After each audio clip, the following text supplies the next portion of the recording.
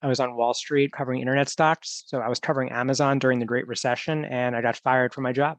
Best piece of advice that my father gave me was when he picked me up and I had my proverbial cardboard box outside of a UBS building in New York on Park Ave. And we drove to my Upper West Side apartment. Like we were watching kids get out of school. It was about 2 o'clock in the afternoon or 3 o'clock. And my father said, Leron Hirschborn here, your host of the E-commerce Mindset podcast. In this episode, I talked to Chad Rubin, who is the founder of Profasee, and we talk about his journey of getting into e-commerce and then building Skubana, going through that exit process, as well as the challenges of building tools, scaling, and exiting. And we'll talk about what he thinks is a big missing piece for Amazon e-commerce sellers today. I think you'll really enjoy this interview with Chad Rubin. The podcast is sponsored by Incrementum Digital. It's Q4 now, and we are helping our brands scale and get ready for the sales and profits that come in Q4, specifically in optimizing listings, as well as scaling your advertising on Amazon. You can reach out to incrementumdigital.com if you'd like to speak to us, and is sponsored by 8fig.co. 8fig is your best solution for e-commerce growth capital. You can check out 8fig.co. Enjoy this podcast with Chad Rubin. Okay, so we have with us on the show, Chad Rubin. Welcome to the podcast. Ron, thank you so much for having me on. I know probably a lot of people listening have either heard of Skubana or maybe are familiar with your, with some of the companies we mentioned here. Skubana, definitely Prosper Show, but maybe tell us a little bit of your story of how you got involved in this space, what you were doing before e-commerce. So I've been in the space now for almost 15 years. Wow. How I got into the space was I was on Wall Street covering internet stocks. So I was covering Amazon during the Great Recession, and I got fired from my job. My parents owned a vacuum store. I know that's very rare these days, but they owned a vacuum store in a small town. And I was like, you guys need to start selling on the Amazon marketplace. They started reselling, and then suddenly started shifting into private label. So that's sort of how I got my start.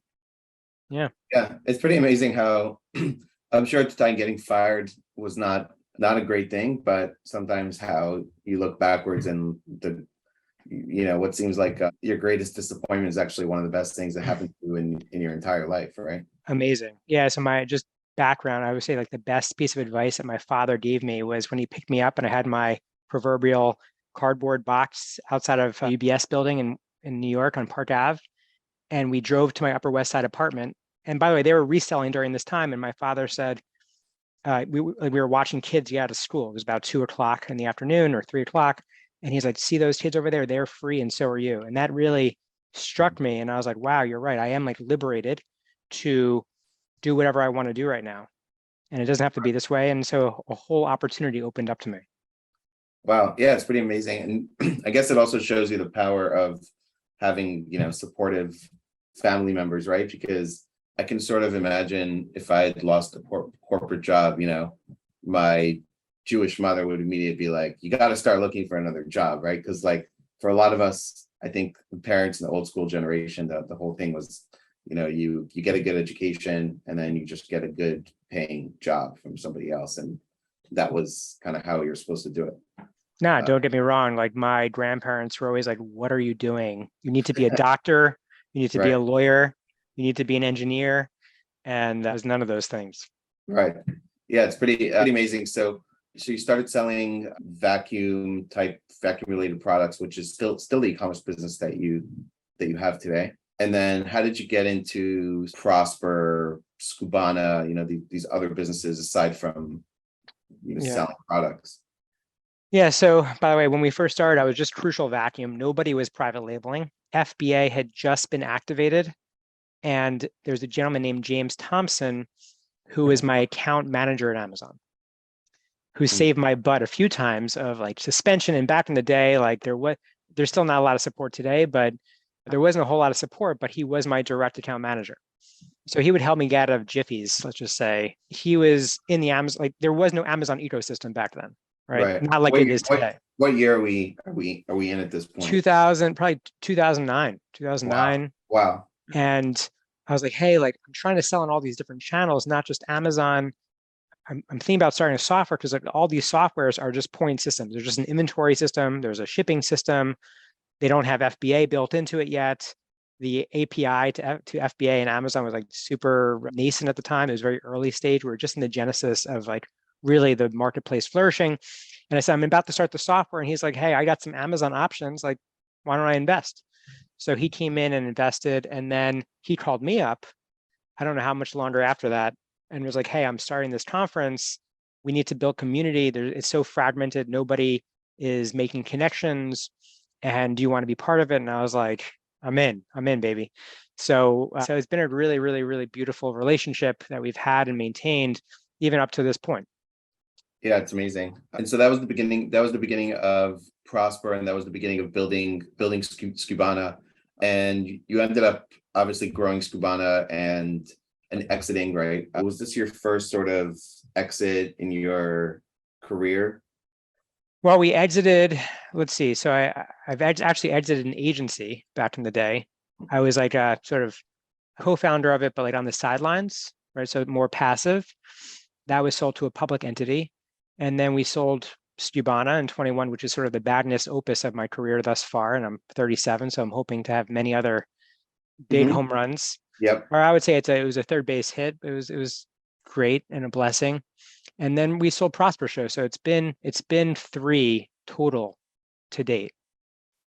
Wow. And I guess for those listening, right, there's probably, I imagine, a lot of people listening that are looking to exit, most likely their e-commerce business, their Amazon business. What are the biggest lessons, maybe like top couple of lessons along the way in kind of building a business and then sort of getting it to the, it's not easy to build and then actually get it over the hump of being able to exit and actually have a significant.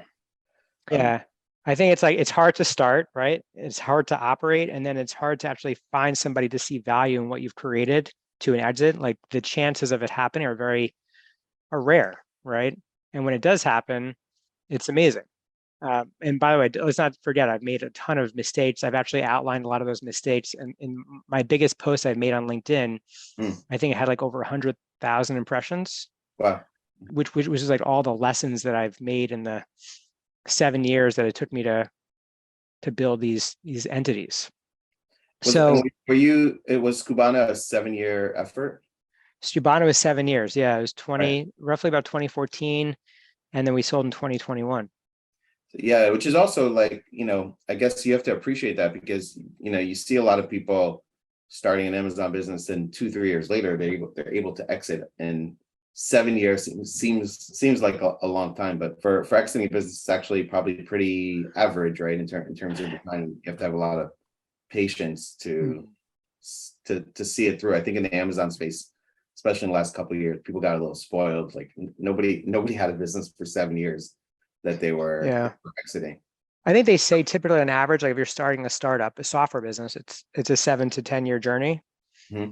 And by the way, it's a very different outcome when you're selling a product business on Amazon, which by the way, the multiples did increase over time, right? They started off at like 2.4, 2.6, and they went all the way up to 5 or 6 in the height. And now they're crashing back down, but it's all based on EBITDA. Whereas in software, it's based on your revenue. So it's like, let's just say 3 to 6x EBITDA relative to 7 to 10x of your revenue as a SaaS business. So the multiples are different, right? But it's like a bigger risk and hopefully not always a bigger reward. Right. I mean, I think also everybody sort of sees the grass greener. I think if you're in a product business, you're like, oh man, I wish I was in SaaS because, it's like I don't have to. Like there's a lot of things you don't have to deal with, like Amazon and inventory, right? And some of those issues. But then imagine in software, there's a ton of challenges also, right? Like along the way that you don't have in a product business. Look, I'm not gonna misinform. It's a really, really, really difficult business, right? And I went through. I didn't just nibble on crap. I ate crap for a long time, and it was high highs and low lows. So I think the difference with a product business on Amazon is kind of simple, right? And I don't want to say it's passive because I never think of Amazon as a passive investment, but you buy low, you sell high, right? You buy from Right. China, they produce it, you get into FBA distribution centers, you let it ride. You work on your marketing, you work on your brand, you hopefully think that you can maybe bring it off channel, which everyone's trying to do right now, and that's gotten incrementally harder. Whereas on software, there's what's called the J curve, which is like you have massive capital investment and you're negative for a long time, and then suddenly you start to ramp up your monthly recurring revenue and you start to actually be cash flow positive. And so you have to it's not buy low, sell high. You have to build as cheap as possible to manage your burn, to manage your runway. And then suddenly, hopefully you find product market fit where people are willing to buy your product and they don't churn and there's not like a leaky bucket issue Right. that's happening. And so anyway, I think it's super, super duper complicated. And I was very excited to move on. And I jumped back in very quickly into Profasee. And we've talked about this offline about like this great reset that I had. I spent a lot of time staring at trees and trying to really harvest and grow into a better version of myself during this period. But I guess I forgot how hard it is to build from scratch. And that's what you're experiencing now, pretty much, right? Totally. I am in it. Yeah. So, and by the way, there's a few things I challenge myself with, right? I'm building a data science algorithm plus a software product, plus I'm a single founder. So I essentially took this all on. So I was like, all right, I think I can do it, and I like a challenge, and so far it's working. And would you say that just like the e-commerce space has gotten more saturated, let's say more sellers, it's harder to build a product brand today than it was, 2015, 2013, that period of time. The same with SaaS in the space. Yeah, so I think that the barriers to entry have been decreased significantly in SaaS specifically. So not just the barriers to entry in product businesses on Amazon, like it's, you go to Alibaba, that's gotten much more difficult over the course of the past decade, but so has SaaS. Even if you look at Shopify apps right now, there's a ton of pressure coming down on apps because a lot of Eastern European players have come in and have essentially said, hey, we're just going to give this app away for free. And you can see that it's hitting companies like Shogun. I don't know if you ever heard of Shogun, but Shogun's like a WYSIWYG drag and drop theming engine for Shopify, and they used to charge for it, and now there's like tons of copycats. So the idea with what I've been working on with Profasee is how do I build, what's the next iteration of SaaS since it's been commoditized? And that is data science, which gets better over time, and building algorithms. So instead of using human logic, the algorithm will build its own logic, and the more data you have, the more competitive advantage you have, which means that you can build a product that's not easy to rip off and duplicate. I saw an interesting, and you tell me if you agree with this or not, but I saw somebody on Twitter posted yesterday, in the last 20 years, software ate the world. In the next 20 years, AI will eat software, and kind of where things are going. I completely agree. I mean, we're an AI first company, right? Where we're pouring all of our, and it's expensive. Right now, it's super expensive. A lot of the talent is actually coming out of the United States in AI specifically, in data science. The challenge, and I'm always going to point out the challenge with this, is number one, it's capital intensive. But the second challenge is that there's a lot of noise in the Amazon space, and I think it's in SaaS in general, where a lot of these softwares claim in their H1 header, oh yeah, AI driven blah blah blah. First of all, they're not AI. They're not using AI. They have no one that's doing data science on the team or machine learning, and so they're human logic masquerading as AI, and it should be technically illegal to make those kinds of claims. So AI to me has become a buzzword like paleo or keto. Right. Like a BS kind of term, right? It's a BS term, and you have to like really dig to find out if they really are building true algorithms that are going to be beneficial. Otherwise, they're just using human logic on the back end. I'm finding that right now. Like, as I'm the first private label repricer that exists, I'm also the first one that's using true AI, and like everyone's now claiming that they're doing AI, and they were all built for the reseller community, and now they're trying to pivot into private label, and it's just I'm competing against a lot of noise right now, and I think it's not a true claim. So we kind of jumped into Profasee. So what is Profasee? Why did you decide to build another SaaS in a world that's already got so many different solutions from a ton of different companies in the space? Yeah. So I think, well, a few things.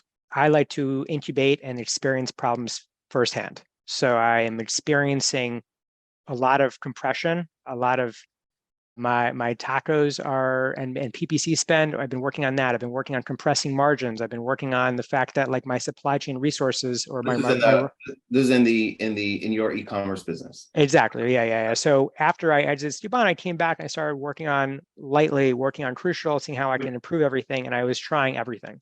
Which, from what I know about that business, you have a high SKU count business, right? It's basically it's not one of these, I have 10 ASINs. It's a high SKU count sort of volume business. And I guess if you can imagine selling parts for different vacuums, right? You need a lot of different SKUs, and it's one of those things where together it makes up revenue, but each one alone is not a home run type of product. Yeah, exactly. So this all private label. It's all our own brand. It's been seriously commoditized over time because everyone just everyone's copying everybody on Amazon, right? And so you've got like revenue and profit coming down. You've got me trying to trim all the fat in the business during this time, struggling to drive and convert traffic profitably. And then you have inflation happening.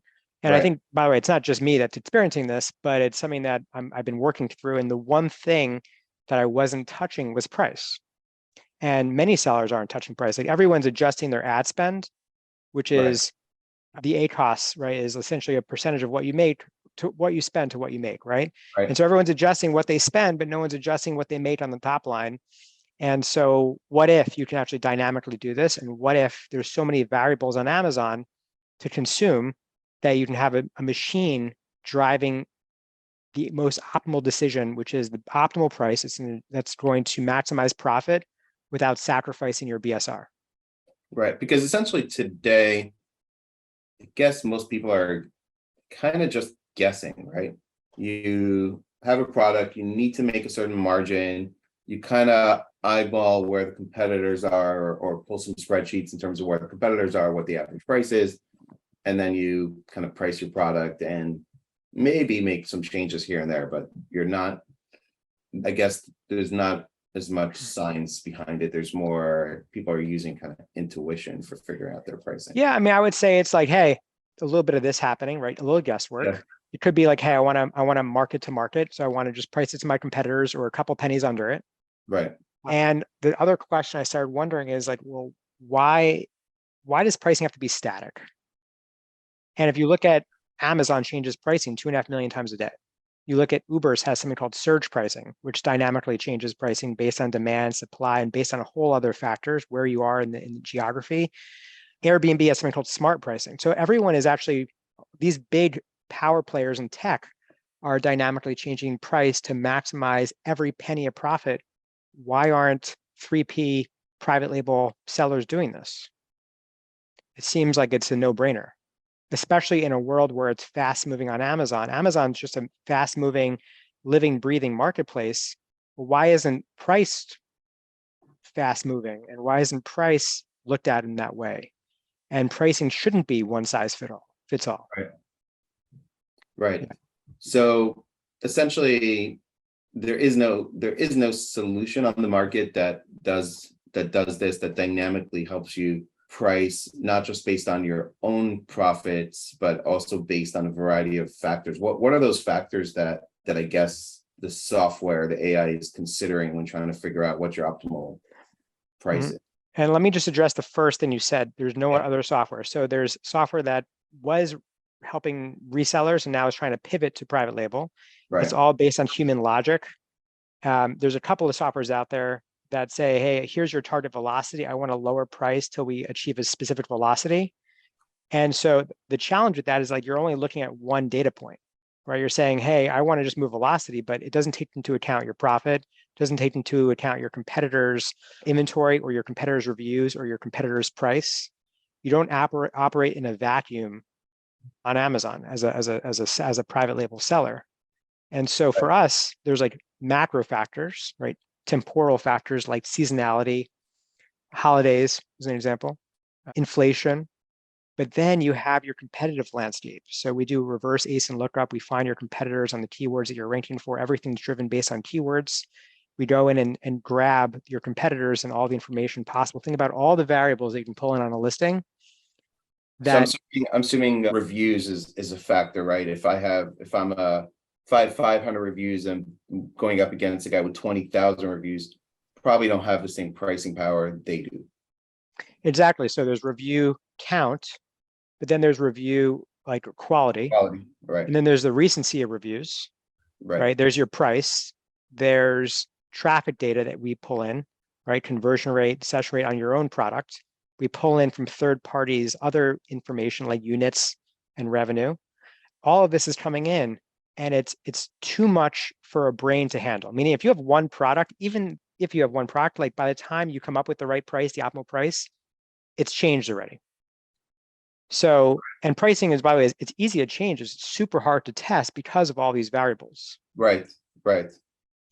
So we've been building an algorithm which gets smarter over time that starts building pricing muscle around all these data points. And just like, I guess the best example that I would give to my mother, if I was explaining to this, my mother is like, let's just say, Laurent, me and you join Facebook and we're connected to 5 other people on Facebook. Well, Facebook knows who we're connected to. That's great, but it doesn't know what I like or what I dislike or what I poke or what I dwell on in terms of video. So the more inputs you feed into Facebook, the more Facebook is now going to serve you and dish you out favorable things that activate the dopamine to allow you to stay on the platform further. By the way, this is why TikTok has taken over as #1 platform, because somebody interacts with like 26 different videos in like an 11-minute average session on TikTok versus, take an example of Netflix, somebody watches an average of 1.5 episodes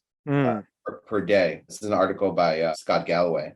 And why TikTok is so good is because they have the most data points, in a very short amount of time from the user, right? So I'm kind of apply the same logic. Totally. And like, okay, so TikTok in this fast-paced world, right? We have attention spans of a cat. And so how can you not apply that to Amazon? Think about all the data points you can pull on Amazon and nobody's actually using the data. And those that are going to use the data, and by the way, aggregators are doing this right now.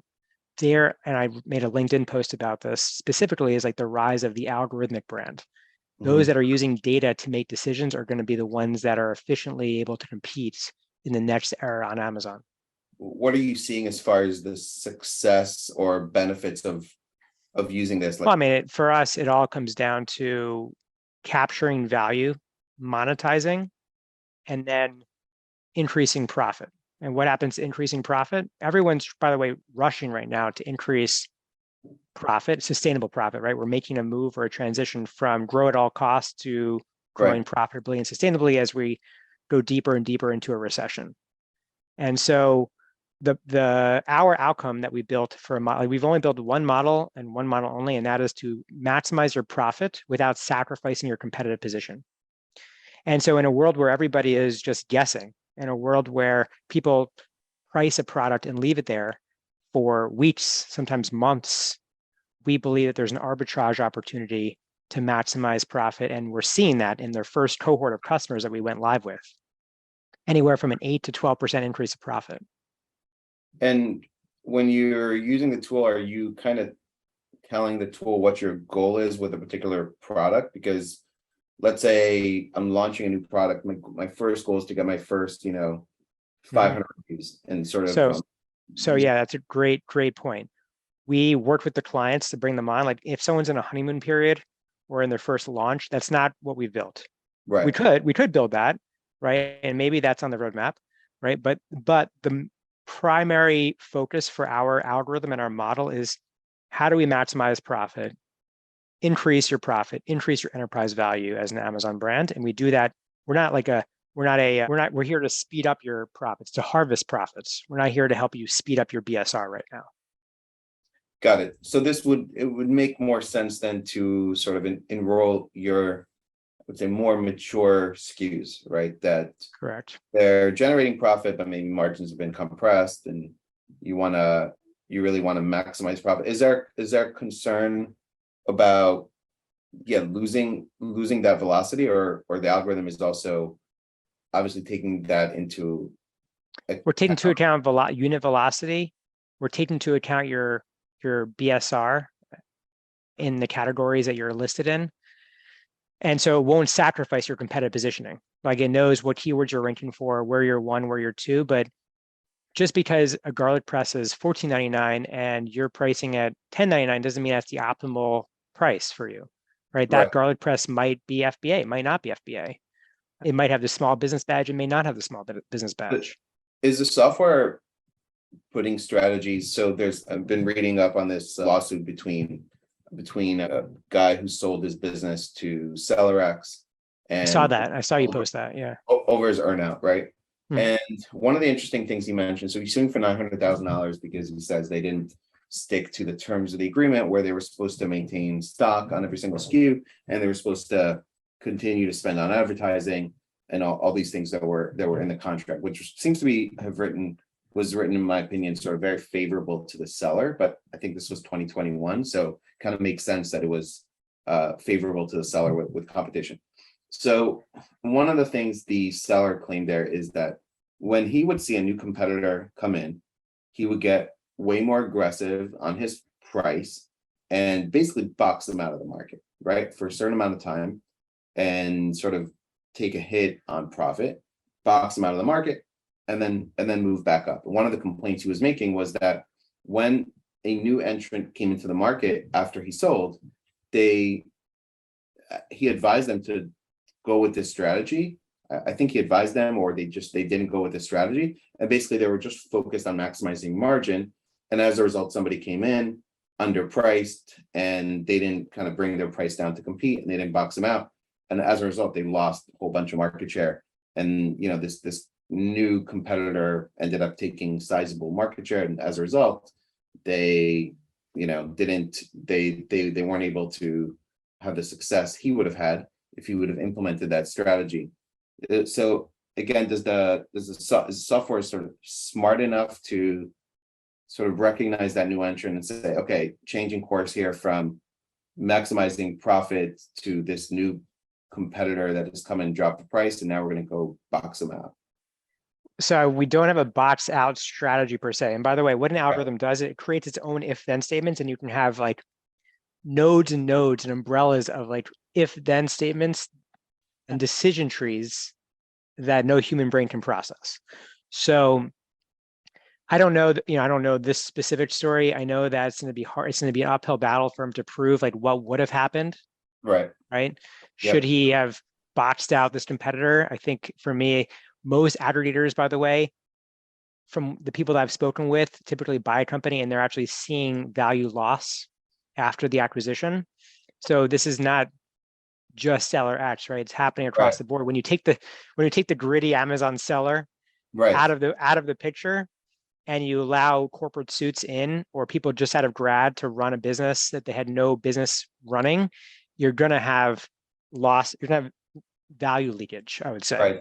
Right. So the thing with us is like if you're testing a lower price, you need to ensure that the loss of profit is compensated for by a large enough increase in the sales velocity. Right. So it has to be beneficial, right? And the algorithm would decide that. We also, by the way, we're pulling in all those competitors into the equation, and we're keeping an eye on what's happening. We're also we have dashboards that we built internally where we're analyzing. Okay, we want to make sure that we're going to have we're successfully repricing, and there's no anomalies that are happening, and so we have a keen eye on it, and so. But on average, we're seeing an 8 to 12% increase of profit. So if you let's just say we increase annual profits for a company by $40,000. You apply a 4x multiple on that, and that's $160,000 of increase of enterprise value. And you can decide if you want to sell in that moment, or you can just double back down in the business. Right. And what is once I sort of hand over pricing to the algorithm, what do I have a level of manual control over saying, okay, what happens if I go in and change the price manually? How does that impact? Yeah. So right now, when you come on to Profasee, there's really 3 data points, or 4 really. It's your floor price, your ceiling price, your all-in costs, your landed cost, and then if you want us to manage the SKU, yes or no. Right. You give us those, and like we're giving reports to our brands of showing them like what we're doing. So it's not like you just sign up and we disappear. We become like your AI data science team on the side that allows you to effectively compete. And I would say like the challenge right now on Amazon specifically is like everyone's using the same sea of tools. Everyone's using the same sea of technology. Sorry, my cat is coming on hitting my foot right now. Everyone has the same tools, the same technology. And like, how do you win if you're doing what everyone else is doing? Everyone's doing like bid management, trying to figure out their ACoS. Nobody's touching on price. And so to me is like, if we become your data science arm, like there's going to be an edge up because I have a whole team of data scientists working behind the scenes to literally with the sole effort of maximizing profit. Got it. Okay. By the way, it doesn't work for everybody, by the way, right? And that's something that we're working on right now, right? I want to make sure that I'm being super transparent. Is like right now our success rate needs to be improved. So there's things that we're doing internally to upgrade our systems, but like we were working with this $40 million company that literally is like working on price every second of every day. And at least in our early stage, right, we're not at parity with what they've built internally for themselves. And so like we're now refining our algorithm. We're doing a lot of work behind the scenes to improve our outcome for people who are that sophisticated and that mature in the market. Who are already making pricing changes on a regular basis using their own tech or? Yeah, they're using their own data science team. Yeah. Got it. And so it's important for them to be part of our cohort because like we get to learn from them. They give us feedback, right?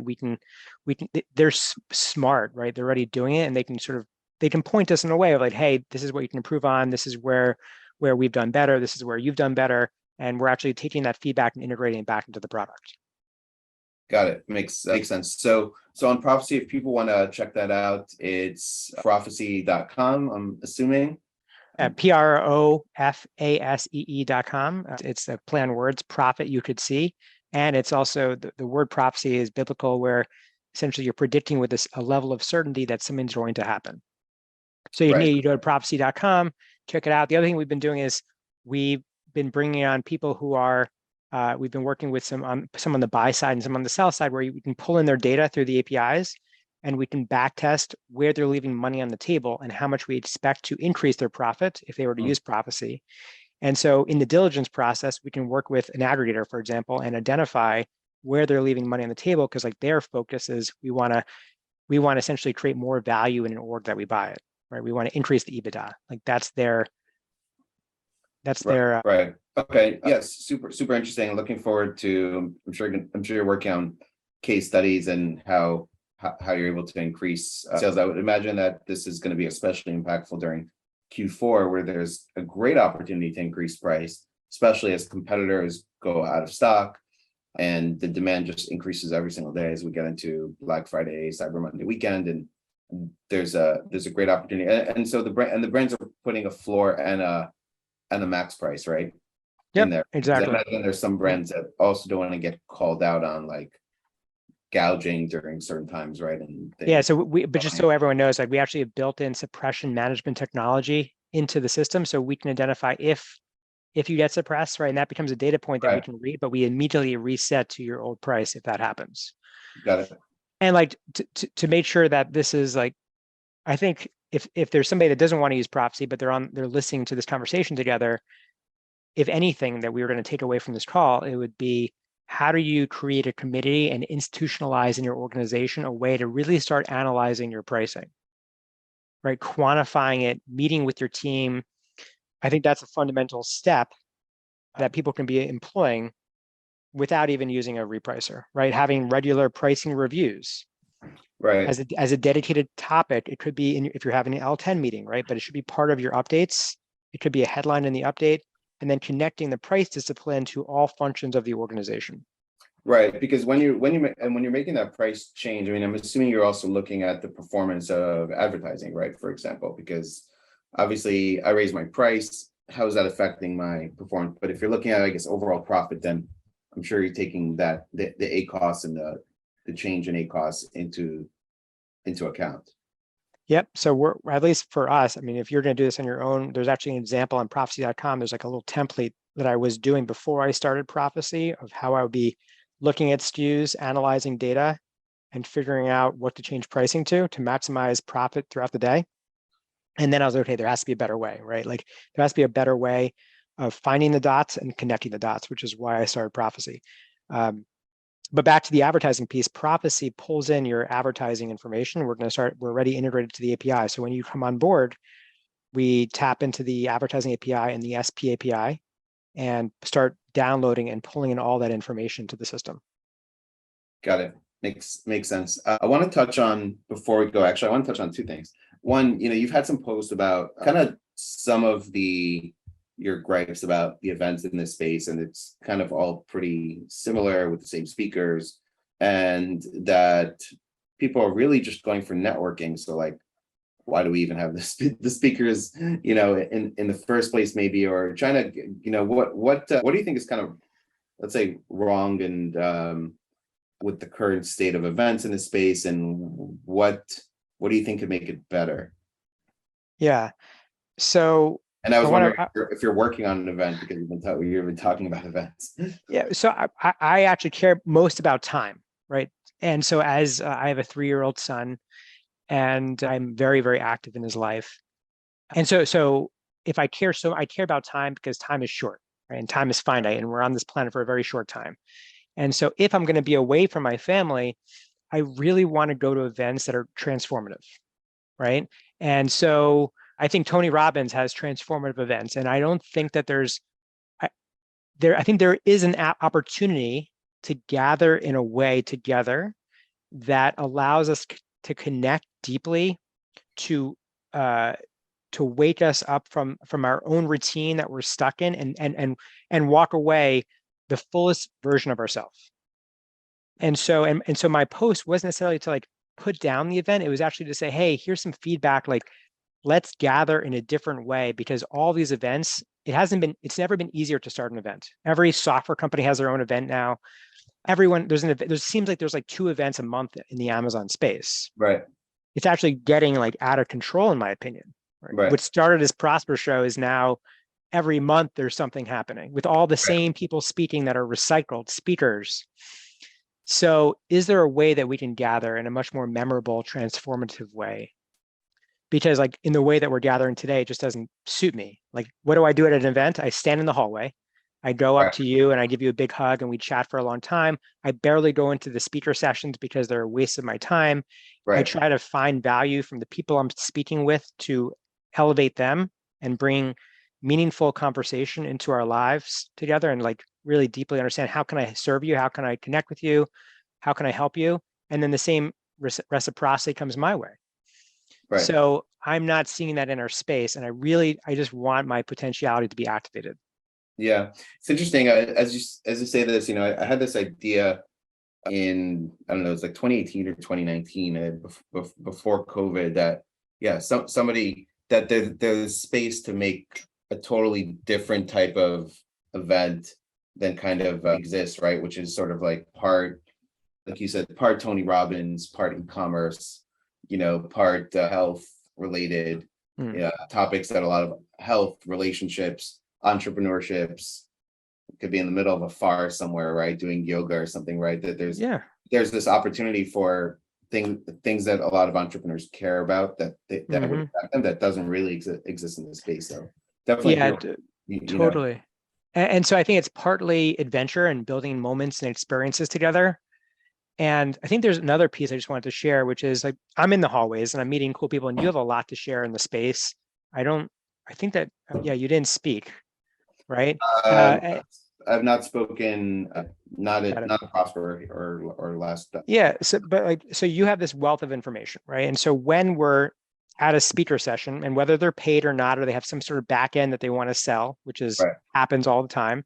Right. There is a wealth of knowledge sitting in that room of people in the back seats, in the front seats, and making a participant driven event.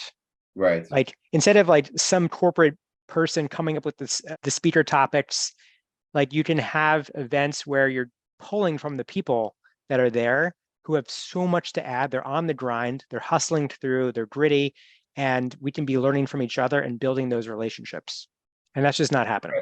Right. There isn't a facilitation of sharing knowledge and masterminding sort of, right, as part of these events, or somebody on stage presenting. And yeah, I agree. There's not an event where things are a little bit different in terms of how they're happening. And it's true. I generally, when I just went to the Helium Sell and Scale event. I thought it was good.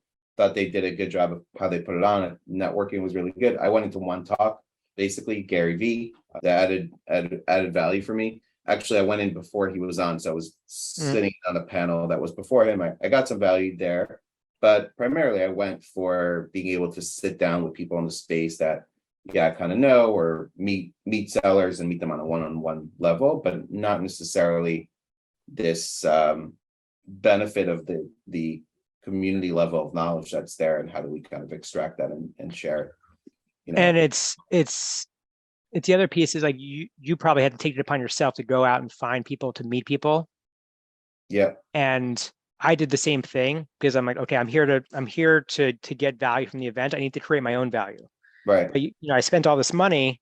I went to the same event, right? And again, my post wasn't necessarily shots fired, because I got a lot of messages. Yeah. I got a lot of messages about this post, and there's a lot of Helium 10 folks that responded and messaged me in the comment thread. It went pretty viral, and it really wasn't a knock on them. It was just more or less what I'm looking for in the event space, and trying to give them feedback, but also being public about my thoughts about how we can actually make this amazing.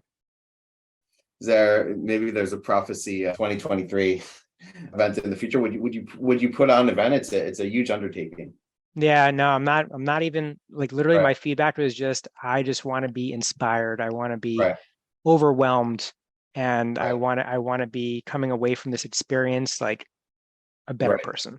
Right. I actually am working on a cool event called Deep and Sassy. It's Deep and Sassy, SAASY, which is a master. It's a mastermind for SaaS founders to go deep. And I've noticed that that's a community that I really am missing for me, and I couldn't find it. And so I'm building it. That's awesome. And yeah, I think there's for sure room for, you're bringing in some of the top experts, and again, maybe facilitating masterminding, but I would love to go to an event where I'm hearing about health and relationships and communication and other entrepreneurial things besides just Amazon, right? And pretty much doesn't exist in our space of kind of incorporating the e-commerce community into that type of event. I feel like it's very transactional, and it's all about, well, what's the tactic, right? What's the hack? Right. And like, what if there's actually, there's less, right? As the marketplace matures, there's less arbitrage opportunity to find those hacks. And so, like, how can you actually redeploy knowledge back into yourself and optimize, like you said, health, right? Intelligence, have a better framework for thinking about problem solving. To me, I think that I'm fascinated with that. And it's all in the name of progress as a human and as a business. Yeah, absolutely.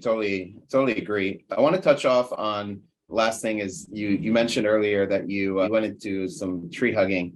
And I know this past year you spent some time also in a place in Georgia where you kind of go to, I don't know, maybe connect and disconnect. But yeah, maybe talk a little bit about some of the work you've done personally and how that's impacted you, and maybe any advice to entrepreneurs out there relating to personal growth.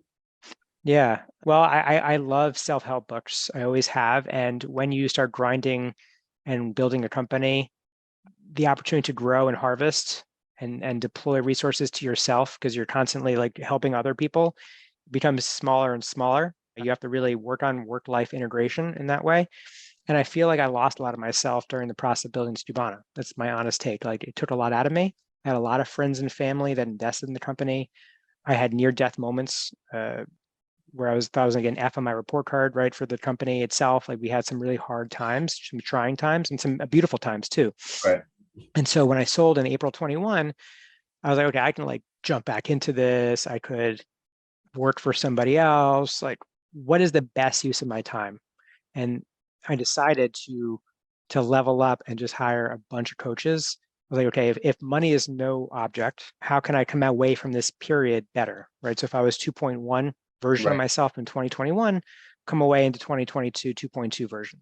And so I started hiring coaches. I started hiring chess coach, DJ coach, breathwork coach, pragmatic coach, a therapist. I started doing all of this stuff in the name of how do I just come away better? Like what's the highest ROI for me instead of working on ROI for my investors or for my friends and family. So I think that it was a great time. In hindsight, I wish I had more of it. I jumped back in. So if I went from April to December, I raised 2.3 million for Profasee. The question is like, should I have maybe spent a little bit more time in that time period? And the jury is still out. Right. But I guess you also had this desire to go and be productive and add value in some way. You weren't just gonna not want to just sit, and not be productive. Yeah, look, I came up with this idea. I was already working on Crucial, like making that business better, right? And still a work in progress. And you're right, I got a little antsy, but then going inward, I should have probably even asked myself further, like, well, why am I antsy? Right? Why am I rushing back into the grind? And like, do I need to? Because like the answer is I don't need to. Right. I was just I felt like I was like, imagine if you like take a player in the NBA and just like bench him for a bit and they watch the game playing, but they love the game. Right. And they want to get back in the game. Yeah, The coach they're is gonna like, be no. frustrated. Yeah. Right. So that's kind of how I felt. And so I'm embracing it. I'm actually working on a lot of integration myself, even right now. Like I'm not losing the reading habit. I'm still doing breath work with Wim Hof. I feel like I haven't lost everything, although I did put DJing on pause and my chess coach is on pause too. So I did have to make some trade-offs, but it's still in the back of my mind to continue. That's cool. Great. Chad, this was really fun. How can people follow you, stay up to date in terms of what you're doing, read the controversial LinkedIn posts that are out there? Where is LinkedIn the best place to follow? I think like I'm on LinkedIn. I'm posting there frequently. I'm on Twitter posting more often these days. I've been a lurker for a long time, and now I'm starting to add a little bit more. Feel free to connect with me, not just follow, but like deeply connect with me, share thoughts, share your life with me. I'm very open to that. So you can also email me, chad@profasee.com. That's my personal email address. And look forward to collaborating and seeing how I can support you. Awesome. Great. Well, yeah, thanks so much for coming on. I'm looking forward to seeing how the journey unfolds and more on case studies of increasing profitability with Profasee. Laurent, I'm super grateful for you hosting me and having me on, and it's been a really great relationship that has been growing throughout the years. So thanks for being in this ecosystem and making e-commerce better for everybody. Thank you.